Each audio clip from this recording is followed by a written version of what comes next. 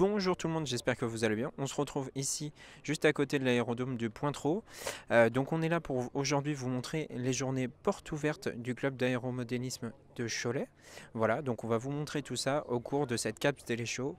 Et vous allez avoir une petite interview en prime du président et un petit essai fait par notre cher Alexis qui est juste derrière la caméra. Allez, c'est parti. Chaud, chaud, chaud, chaud, les, chaud, chaud, chaud, chaud, chaud, les. Bonjour tout le monde, du coup on est ici avec... Wilfried Beaujoin. Bonjour à toi. Bonjour. Est-ce que tu peux, pour commencer, te présenter? Alors donc je suis Wilfried, je suis le président de l'Aéromodel Club du Choletais, donc qui est une association d'aéromodélisme qui a été fondée en 1967 et qui se situe au niveau de l'aérodrome du Pontreau à Cholet. D'accord. Alors justement, tu nous parlais de 1967, on va parler un petit peu de l'histoire. Comment c'est venu au début? Quelle était l'idée de départ? Et du coup, aujourd'hui, comment ça se passe au sein du club? Enfin bon, voilà. Okay. Alors l'idée de départ de l'aéromodélisme, c'est de pouvoir accompagner tous ceux qui veulent commencer à faire de l'aviation avec des modèles réduits. Donc avant, on était sur des moteurs uniquement thermiques, maintenant on est sur des moteurs thermique, électrique, avec plusieurs technologies différentes. Et le but du jeu, une fois qu'on est adhérent au club, c'est de pouvoir venir sur le terrain quand on en a envie, une fois qu'on est qualifié. Et si on est en cours d'apprentissage, eh bien ça va soit avec du simulateur sur ordinateur, ou alors on fait ce qu'on appelle de la double commande, qui est le format le plus adapté quand on veut progresser, parce que ça permet d'être en l'air avec un véritable avion, et de pouvoir être rattrapé grâce au moniteur qui est à côté et donc d'éviter les casses que l'on n'aurait pas si on était tout seul à faire ça sur un terrain ou dans un champ comme on peut le voir des fois. Justement, on a vu que vous allez le voir tout au long de cette vidéo que Alexis a testé cette double commande. Comment ça se passe, toi, quand tu démarres au niveau de tout ce qui est formation avec une personne? Quelles sont les étapes en fait avant vraiment qu'il soit tout seul? Alors la première étape, c'est le simulateur, obligatoirement. À partir du moment où le formé réussit à faire ce qu'on appelle des hippodromes, donc ni plus ni moins que des virages, et qu'il arrive à atterrir, ça veut dire qu'il est apte à avoir une radio entre les mains. Et une fois qu'il a une radio entre les mains, c'est la double commande. Là, il fait les mêmes démarches, c'est des hippodromes, des tours, des atterrissages, parce que ça reste la manœuvre la plus difficile.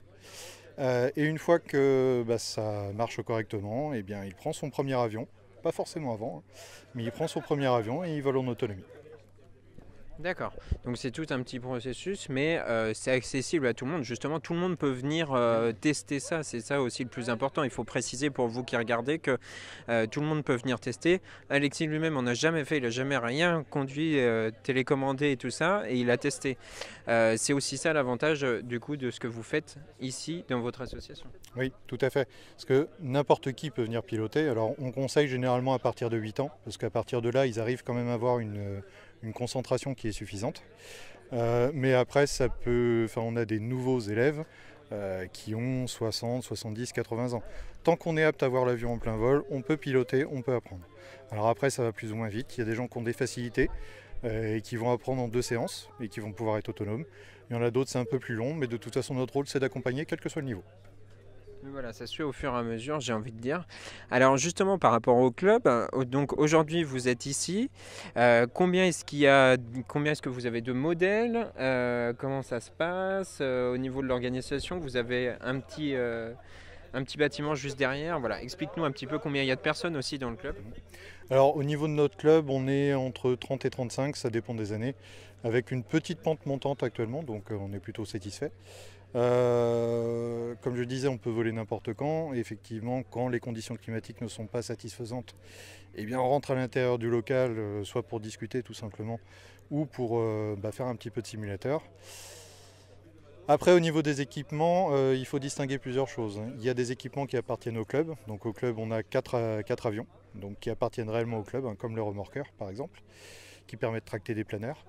Et après, c'est chaque membre qui a ses propres avions et qui va en avoir le nombre que son atelier veut bien en contenir.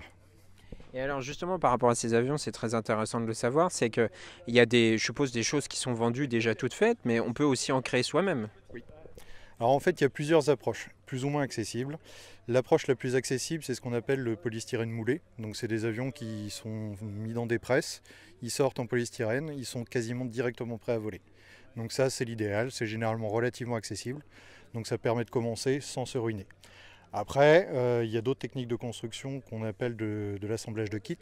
Donc là, toutes les pièces sont déjà découpées et il suffit de les assembler. Donc ça demande quand même un petit peu de pratique avant de faire quelque chose de propre.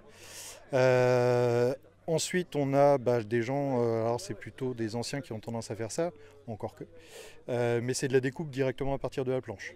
Donc c'est-à-dire on récupère un plan, on trace tout sur le bois et on le découpe avec un petit cutter. Et après, il y a une nouvelle technique de construction qui apparaît plus ou moins en ce moment, c'est ce qu'on appelle l'impression 3D. Ça a ses avantages, c'est-à-dire que c'est du temps mort dans le sens où on lance une construction et puis ça se construit tout seul, mais ça a tendance quand même à être un petit peu fragile.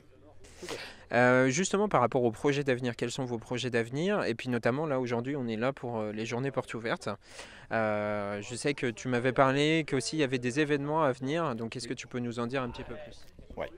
Alors effectivement, le but du jeu en aéromodélisme, c'est de récupérer des membres, bien évidemment, pour continuer à faire vivre l'association. Et ça, on a bien compris que c'est uniquement possible si on arrive à se montrer sur des événements. Donc on organise une journée porte ouverte aujourd'hui pour accueillir possiblement des nouveaux membres, des nouveaux pilotes.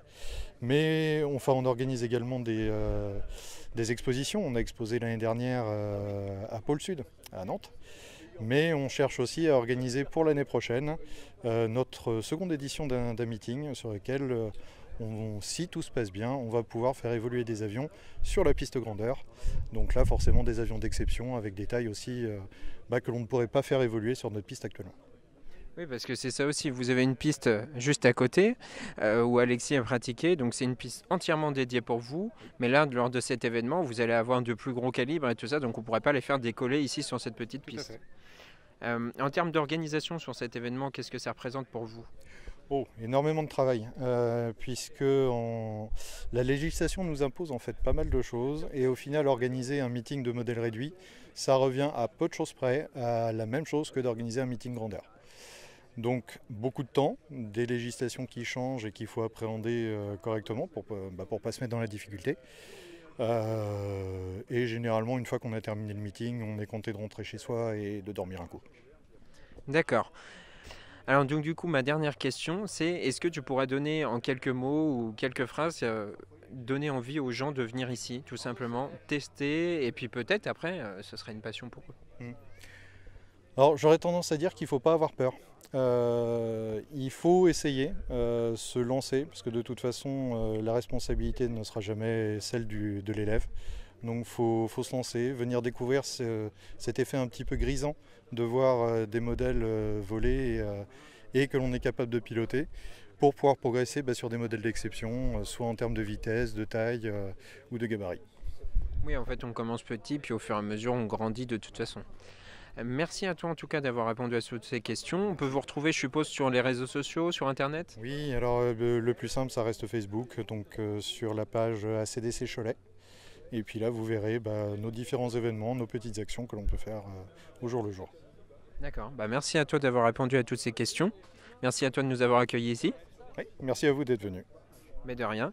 Et puis, c'est tout pour cette interview. Et nous, on se retrouve très bientôt pour une nouvelle Caps Daily Show. Allez, ciao, bye bye. On met à plat, penche à gauche, je tire et ça tourne.